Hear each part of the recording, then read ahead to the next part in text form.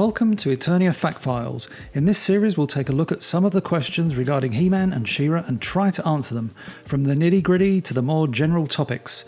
Now, since He-Man and She-Ra have a long history in comics, cartoons and more, the answers may come from in-universe or from behind the scenes. My name is James Eatock and this video's topic is...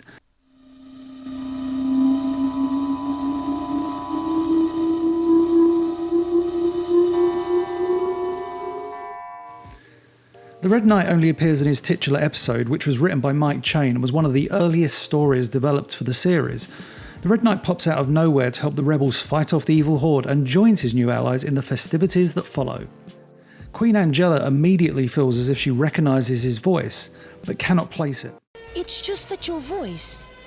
oh no, it's nothing. Now do join us, please. The Red Knight is hesitant to reveal his true identity until, as he puts it, the day all of Etheria is free from the Horde. During the celebrations, the Red Knight takes part in a foot race, overcoming many obstacles and actually beats Bo, the one many believe is favourite to win. Whilst Bo sulks for a while, until She-Ra lifts his spirits, Hordak learns about the Red Knight attending the festivities and wants vengeance upon him for defeating his minions earlier in the day. Post-foot race, Queen Angela is adamant that she recognises the Red Knight's voice. It's just that I feel I've heard your voice before. Well, perhaps. But they are interrupted by Hordak and his new weapon, the Bubble Blaster. Hordak plans to use his captives as bait, but is interrupted by She-Ra and Bo, who defeat the Horde and save the day. It backfired! Hurrah! Unfortunately, the Red Knight continues to conceal his identity, and given that he never appears in the series again, we are left to wonder as to the identity of the mysterious man.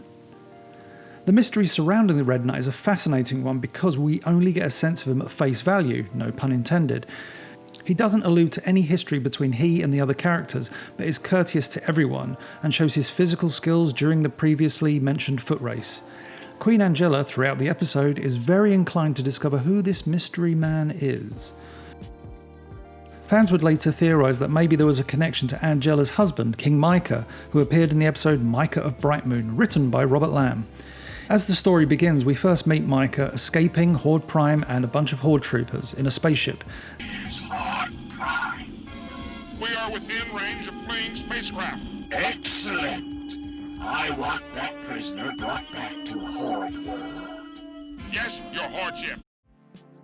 Just by coincidence, on Etheria, Queen Angela reminisces how it would have been her 20th anniversary with Micah, and explains to She-Ra that when Glimmer was still a young child, Micah vanished, and Angela could not find any trace of him. In the present day, Micah crash lands at Talon Mountain on Etheria and is subsequently captured by Hunger the Harpy, who contacts Queen Angela to suggest a trade. She will free Micah so long as Angela takes her place as her prisoner, resuming her literal position from reunions. Queen Angela reluctantly agrees to the trade, but Hunger imprisons them both. Take her! Leave her alone! No! Get up, Angela! I've saved your whole spot for you! Boo. As Glimmer and She-Ra head to rescue the King and Queen, Hordak sends Tongue or Tongue-Lash or whatever his name was in the episode to Talon Mountain. Hunger defeats the evil Horde easily, but when Angela is freed, Hunger has to fight her too. In the end, she is no match for Angela, and shortly after, she and her friends return home. At the episode's end, Micah explains that he was a prisoner on Horde World and must return there to fight for his people. He states that once Etheria is free of the evil Horde, he can return to his family. Thus, it's easy to see how fans may look upon these two characters as the same person.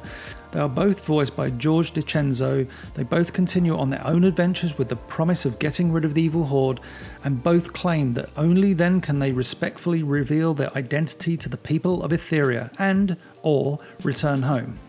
Looking at the script for the Red Knight, there are no hints or indicators as to whom this mysterious character might be, but writer Robert Lamb was generous enough to answer this burning question. I get asked about the Red Knight being Micah a lot because of some similar aspects to the two characters, though Micah would be a good candidate. He didn't exist when Mike Chain wrote the Red Knight. That story was the 8th script assigned.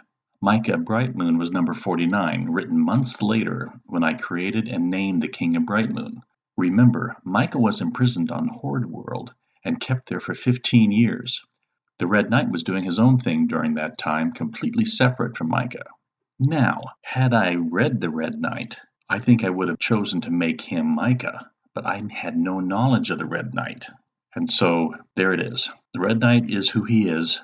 Micah, King of Brightmoon, is not the Red Knight. And hopefully that clears things up for everyone. Thank you for watching Eternia Fact Files, a source of history and origins for Masters of the Universe and Princes of Power. Remember to subscribe so you don't miss out on future updates, leave a comment what you thought about this video or what topics you'd like to see featured, and share this video as it would help my channel grow. My name is Jukka and I wish you good journey.